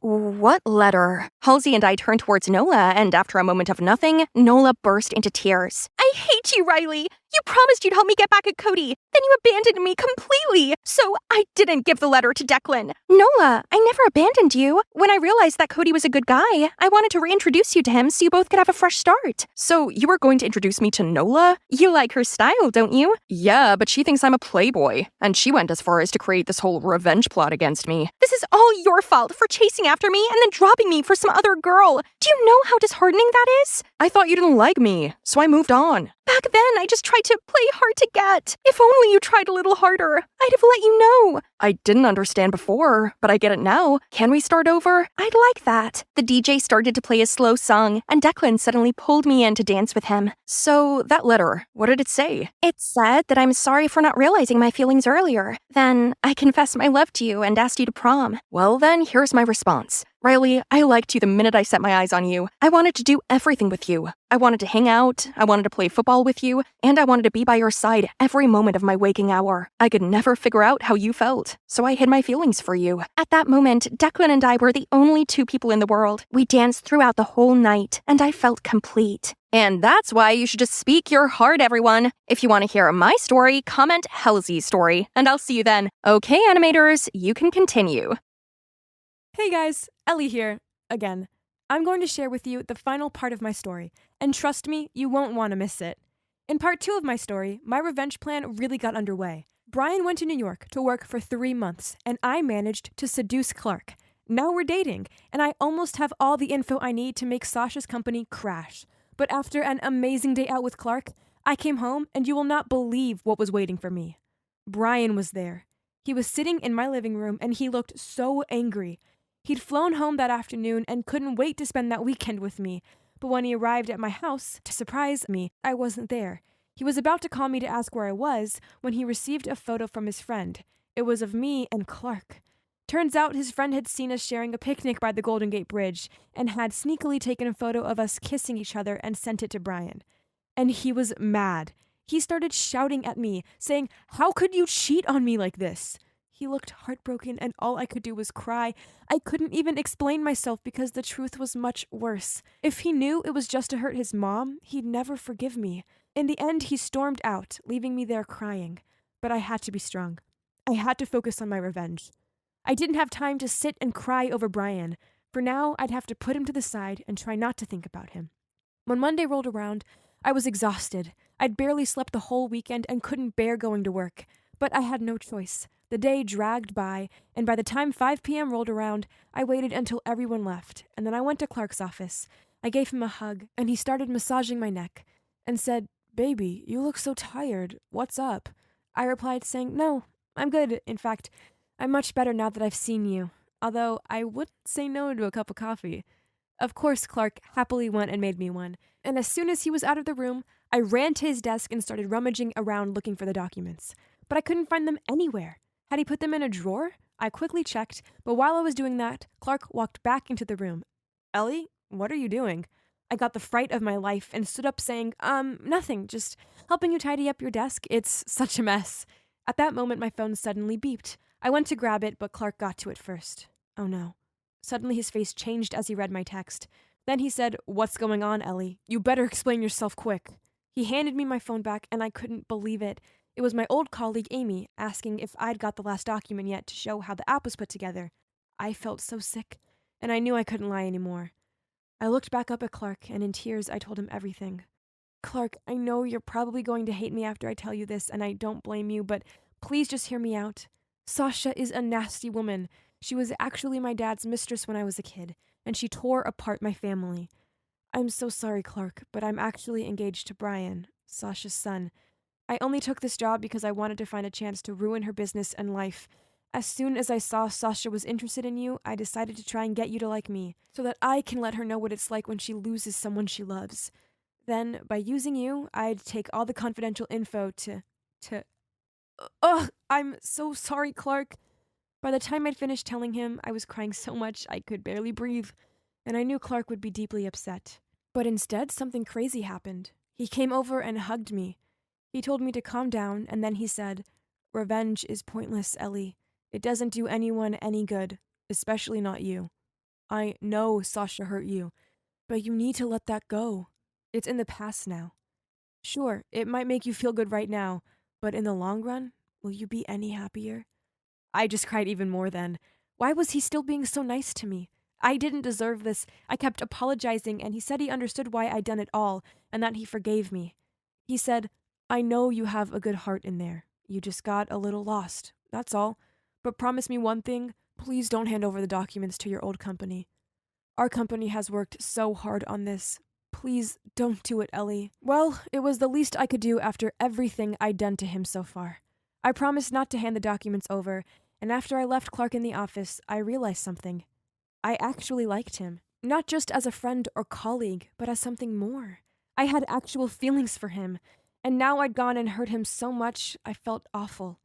And there were still a couple of other things I had to deal with too. As soon as I got home, I called Brian, but he didn't answer. I knew I couldn't wait any longer, so I left him a voice message explaining everything. I ended the message by saying sorry, but I knew Brian would struggle to forgive me, and I didn't blame him. Not only had I cheated on him, I'd even tried to harm his mom. Anyway, she was his mom, even if she'd done bad stuff in her past. The next morning, I quit my job. People were shocked, but I just told them I wanted to go home and be with my mom. When I was packing my stuff at my office, I found a notepaper from Clark saying, Leave the grief behind and live happily, my darling. A good girl like you deserves happiness. So Clark wasn't angry with me at all. That's enough. Now I could leave without any worries. Over the next few days, I packed up all my stuff and left San Fran. My heart was aching the whole time, but I knew I needed to get out of there and clear my head. I just checked in at the airport when Brian called me. I was so nervous to answer his call, as I hadn't heard back from him since I left the voice message. I held my breath as I accepted the call and prepared for him to shout at me, but it didn't happen. Still, with his usual sweetness and calm, he told me he was so shocked by my message he hadn't known what to say to me. It had taken him a few days to think everything through, and now he said he was ready to talk. "I'm not mad at you, Ellie," he said, "but you should have shared your childhood stuff with me earlier. And why didn't you tell me that it was my mom your dad ran off with? We could have worked through this. I'm so sorry my mom was the one that tore your family apart. But she's different now. Please just give her a chance. Brian, I'm sorry for everything. I'm glad that you're not angry with me. But to forgive your mom, I think I need more time." It seemed that Brian was about to say something, but that's when I heard the airport announcement asking passengers in my flight to proceed to the boarding gate. Therefore, I had no choice but to hang up the phone. Brian, listen. I'm so sorry, but my plane is ready for boarding. Can I call you back soon? Huh? Where are you going? He asked. I told him I was going to stay with my mom for a bit. Well, I reckon that it'll be better for you now. Take your time and think things through, especially our relationship. I was startled as he said our relationship, but realized he was right. I definitely needed some time to work things out. Could I ever forgive Sasha? I loved Brian, but was that love big enough to leave all this behind? I mean, I didn't know whether I could see Sasha as my mother-in-law or not, and how would my mom react to this? I got on the plane and sat down. For the first time in months, my heart felt more peaceful again, and I felt like I could really sleep. It's right. Neither Brian nor Clark hated me. Things would be okay. I was just about to close my eyes when I heard someone say my name. I looked up, and to my complete shock, Clark was walking down the aisle of the plane. He sat in the seat right opposite me and turned to me with the biggest grin and said, "I've never been to LA before. Want to be my tour guide?" Oh my God, I couldn't believe this. What was he doing here? I was so shocked to see him, but at the same time, there was no denying the excitement I felt. No one could ever say I led a boring life, that's for sure. I gave Clark a smile and said, "Sure," to him. I have no idea what the future holds for me, but I guess I'll find out soon. Wish me luck.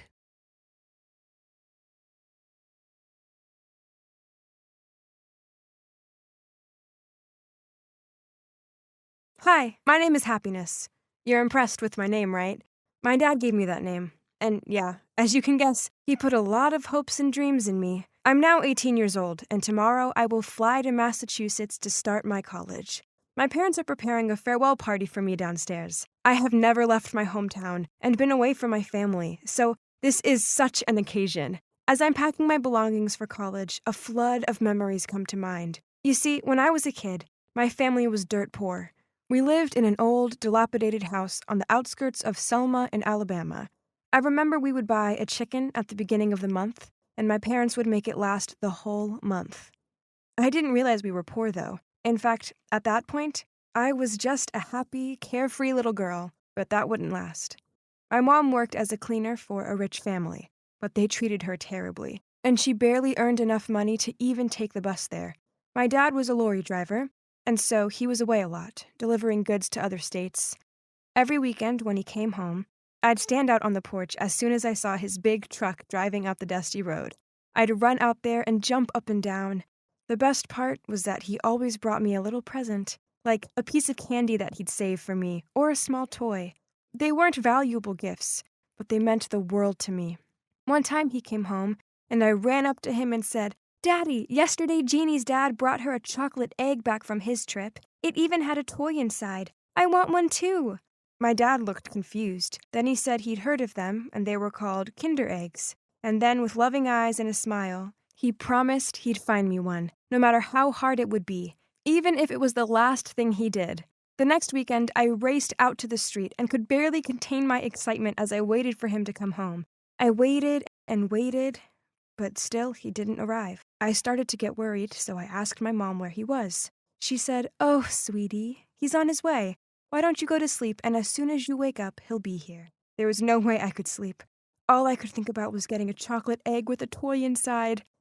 I'd almost dozed off when I heard his voice. I ran downstairs and jumped into his arms, hugging him. I missed you, Daddy, I told him, and he laughed and said, I missed you too, sweetie pie. Then I said, where is it? Did you get me a chocolate egg? I eagerly asked. Then his face dropped. He said, Sorry, baby. I was working late, so I didn't have time to buy one, but I promise I'll bring you 2 next time to make up for it, okay? But this wasn't okay. I was so disappointed. I pushed him away from me and burst into tears, saying, You promised me! I'd never cried like that before over something so small, but at the time it felt like such a big deal, and my dad looked confused to see me so upset. At that moment, my mom came through and saw me. She immediately understood everything, then started to comfort my dad. Come on, honey, take a rest. You've worked yourself too hard recently. Come eat, you're so skinny these days. This just made me more annoyed. I was the one who needed comforting, not my dad. So I shouted at my mom, Mommy, Daddy didn't keep his promise. But my mom just ignored me, and so I stormed back up the stairs, crying all the way. After I'd calmed down, my mom came to my room and said, Happiness, your dad works so hard, and you should just be happy that he's home safely. I know he didn't bring you what you wanted, but he will next time, okay? In the meantime, I'll make your favorite cupcakes every day. Every day? Wow, okay, I said to her. And she really did. She made me cupcakes every day, and I was so happy. After a few days, I said to her, Mommy, I like you more than Daddy. I don't even love him anymore because he broke his promise. My mom just looked at me and said, Oh, Happiness, you don't know what you're saying. One day when you grow up, you'll understand that everything your dad does is for you. He loves you so much. The next weekend rolled around, and as usual, I ran outside to wait for my dad. Just like the week before, the sun set and still he was nowhere to be seen. I was about to start crying when I noticed a man running towards our front door. My mom appeared and he said something, and suddenly my mom started panicking. She called out to me and said we had to go to Grandpa's place immediately. I had no idea what was happening, but for the next month, my grandpa took care of me because my parents didn't come home. I missed them so much, and whenever I asked when they were coming to get me, my grandpa just said, Happiness, they're busy working. Don't you worry. Just stay here and enjoy your time with me. Eventually, I got used to it. Then one morning, Grandpa woke me up early and said it was time to go home. I was so excited that I kept on singing happily. As we pulled up outside our house, my heart started beating faster. I was home! Then a shadow appeared in the doorway, and I couldn't believe what I was seeing. It was my mom and dad, but my dad was in a wheelchair. My mom looked so thin and tired, and my dad had no legs. What had happened? I looked to Grandpa to reassure me, but he looked as nervous as I did. Then in my little voice, I said, Daddy, where are your legs? He smiled at me, and with his usual loving eyes said, They got hurt. But hey, what do you think of my wheelchair? He let me sit on his lap, and Mom pushed us around, and it was so cool. I was way too young to understand what was really going on. All I remember was how many people kept visiting to check on Dad, and that I finally got to try a chocolate egg. That same day, a doctor came to visit, and after he checked on my dad, he came over and patted my head. Then he pulled a chocolate egg out of his bag, and then another one, and another one. 3 chocolate eggs! I couldn't believe it. I was shaking with excitement. The doctor said the gift was from my dad, and that I should thank him. I ran to my dad and said, Thank you, Daddy. He looked like he was going to cry, and I asked if he was okay, and he just smiled and said, I'm happy because you're happy. That's all that matters to me. For the first time in my life, I got to try a chocolate egg, and it was the most delicious thing I'd ever tasted. And the best part was that inside there was a toy. After I opened and ate all 3, I just wanted more. I kept asking my dad when I could get more, and he just laughed. And then I thought, maybe if I studied really hard and was a good girl, I'd get some more. So that's what I did. I focused on my study, and one day I won a medal at school for winning a math contest. I was so excited to show my parents and assumed they'd give me a chocolate egg as a reward, but that's not what happened. They congratulated me, but said it wasn't possible for them to get me another chocolate egg. I don't know why, but this made me so angry. I cried, and I even threw my bag at them. and this made my mom super mad. She scolded me so much that I was scared and ran out the house and went to my grandpa's house. I cried and cried and told him everything, and my grandpa said, "Happiness, the reason your mom got so mad is because she is under too much pressure and has to work so hard to look after you. Now, your dad can't work, so she's in charge, and it's a lot for her to deal with." Then he told me what happened to my dad, and it changed my life forever. That day when my dad was out doing his deliveries, he got an opportunity to do some overtime, which he jumped at the chance to do so he could buy me my chocolate eggs. On his way home, he stopped to buy them for me, and then because he was so tired, as he was leaving the store, he got hit by a drunk driver. He was hit so hard he lost both his legs. I couldn't believe it. How could I have been so selfish? If it weren't for me demanding a chocolate egg, my dad would still have his legs. I felt so terrible. And so the next day, when I won some candy for the other math contests, I came home and went to my parents. "Mommy, Daddy, I'm so sorry. I want you to have these. You always do your best to give me the sweetest life, and so I wanted to make yours sweeter too." That probably sounds a bit deep for a 6-year-old to say, right? Well, my grandpa taught me that one. My parents were so moved that they almost cried when they hugged me. And even though I didn't understand it at the time, I do now. And it's so true. It's taken me a while, but now that I'm about to move out, I finally understand the life my parents have given me and how sweet it has been. Through this channel, I'd like to send some words to my parents. Mom, Dad, if you're watching this, I want you to know how much I appreciate everything you've done for me. Now it's my turn to work hard and make you proud. No matter how hard life gets, I'll persevere, just like you both have, because I'm your happiness.